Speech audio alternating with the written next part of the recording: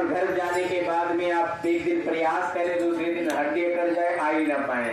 तो ऐसा नहीं करना है। जिसकी शरीर जितना कहे उसी प्रकार से उतनी तपस्या करनी चाहिए। क्योंकि देखो अवस्था के हिसाब से तपस्या लागू होती है। जो मेहनत जो मशक्कत मैं कर सकता हूँ, एक 70 साल का वृद्ध नहीं कर सकता। इसीलिए कहा गया है कि जिसकी जितनी अवस्था हो, जैसा जिसकी गुंजाइश हो, उसी प्रकार से उसको समय पैसा देना चाहिए और खर्च करना चाहिए। बोल गोविंद भगवान की जय।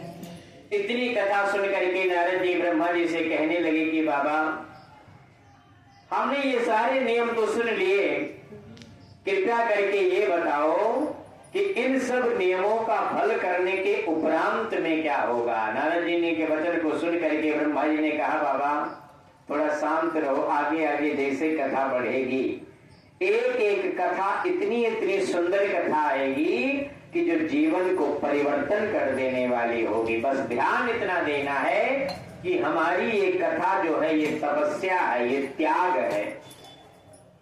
कार्तिक को छोड़ करके आप 3:30 बजे कभी किसी महीने में नहीं उठते हो, ये बहाना है कार्तिक।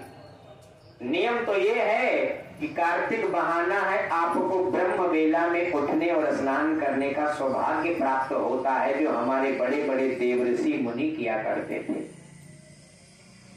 इसीलिए ये तपस्या करना चाहिए। मैं कल भी कह रहा था कि इसमें बाधाएं बहुत आएंगी, लेकिन उन बाधाओं से हमें निपटना है। अच्छे कर्म करने के लिए हमें आगे बढ़ना पड़ेगा। और दूसरी बात और बताते चलूं कि ये केवल वही कर पाता है जिसको स्वयं ठाकुर जी करवाना चाहते हैं। बोल गोविंद भगवान की